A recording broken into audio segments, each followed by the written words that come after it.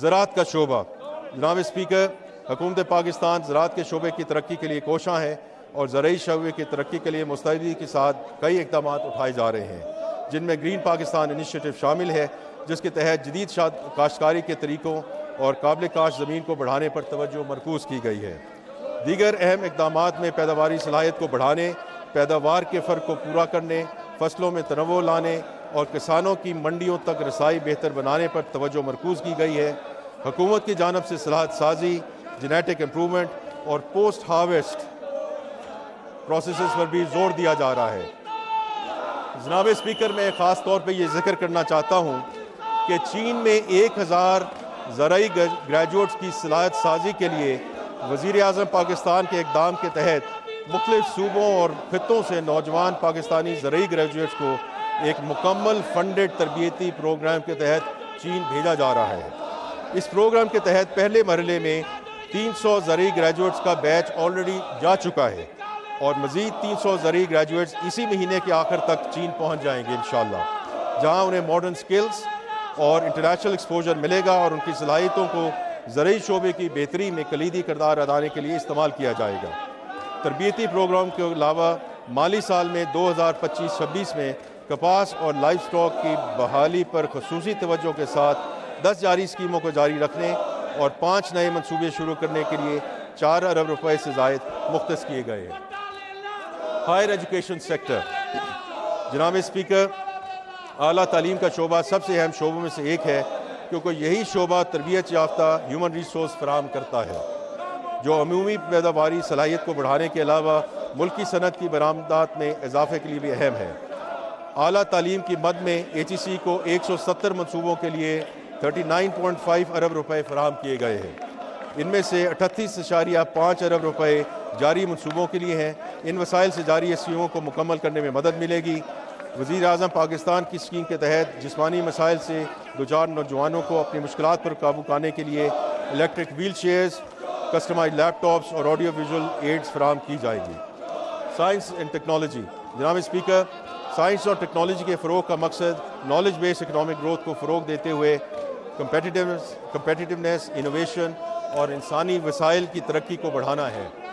یہ تمام مقاصد اڑان پاکستان اور نیشنل اکنامک ٹرانسفارمیشن پلان کے پاکستان کمپوننٹ میں شامل ہیں۔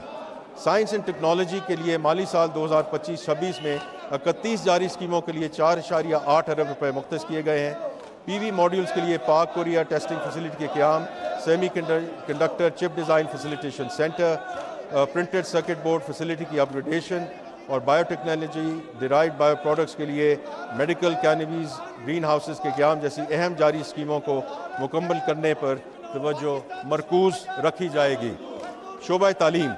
جناب اسپیکر، تعلیم قومی ترقی کا سنگ بنیاد ہے اور حکومت نے آئین کے آرٹیکل 25A اور اڑان پاکستان ایجوکیشن فریم ورک کے مطابق معیاری تعلیم نظام کے قیام کے لیے اپنے غیر متزلزل عزم کا اعادہ کیا ہے۔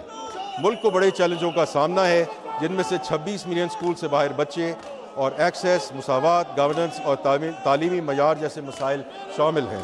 ان چیلنجوں سے نمٹنا انتہائی اہم ہے اور اس سال کے حکومتی اقدامات ان گیپس کو پر کرنے کی ایک جامع حکمت عملی کی عکاسی کرتے ہیں۔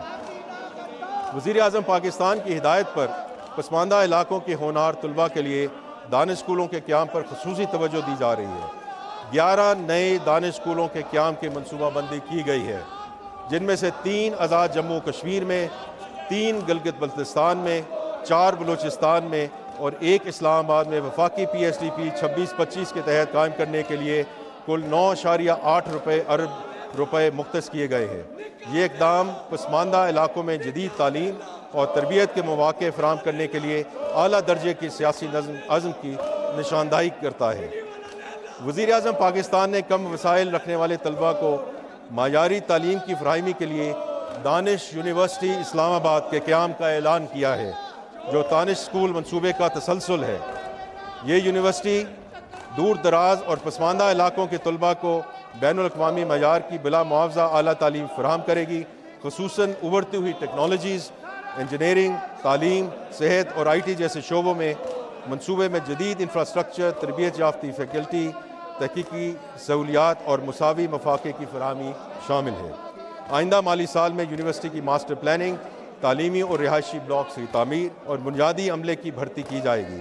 یہ اقدام نہ صرف تعلیمی ترقی بلکہ علاقائی خوشحالی، روزگار کے مواقع اور سماجی برابری کو فروغ دینے میں مددگار ثابت ہوگا۔ تعلیم پر مرکوز اضافی منصوبوں میں ارلی چائلڈہڈ ایجوکیشن کے مراکز، کمپیوٹر لیبز اور نیشنل انسٹیٹیوٹ آف ایکسلنس کا قیام شامل ہے۔ ان کا مقصد تعلیم تک رسائی کو بہتر بنانا، بچوں کے ڈراپ آؤٹ کی شرح کو کم کرنا اور مجموعی تعلیمی معیار کو بڑھانا ہے۔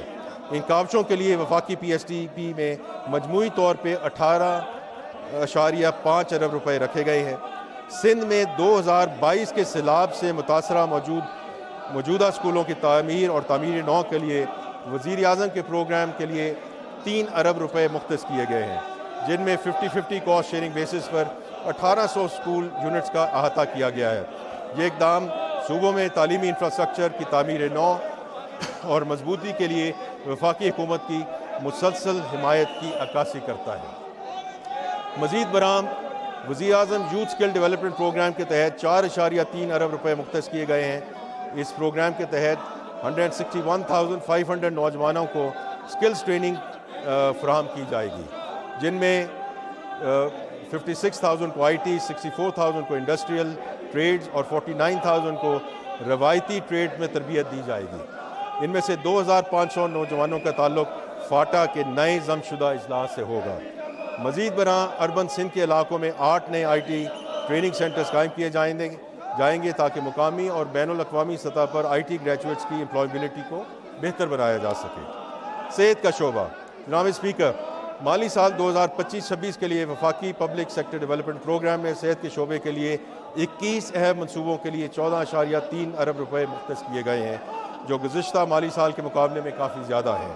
ان منصوبوں کے تکمیل سے بیماریوں پر قابو پانے، صحت کی دیکھ بھال کے لیے انفراسٹرکچر کو جدید بنانے اور تمام شہریوں کے لیے پریونٹیو کیئر کوالٹی اور علاج معالجے تک یکساں رسائی کو یقینی بنانے میں مدد ملے گی۔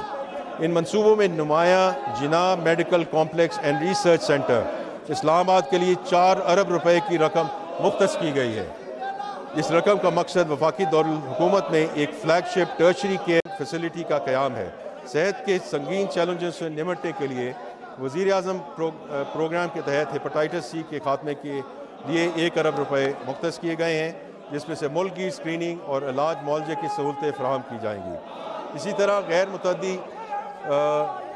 متعدی امراض کی بڑھتی ہوئی لہر سے نمٹنے کے لیے شوگر کی روک تھام اور کنٹرول کے پروگرام کو 80 کروڑ روپے فراہم کیے جائیں گے تاکہ صحت عوامہ کے اس بڑھتے ہوئے بوجھ کو کم کیا جا سکے۔ حکومت نے اسلام آباد کے کینسر ہسپتال کے قیام کے لیے 1.7 ارب روپے اور ضروری آلات کی خریداری کے لیے 90 کروڑ روپے مختص کیے ہیں۔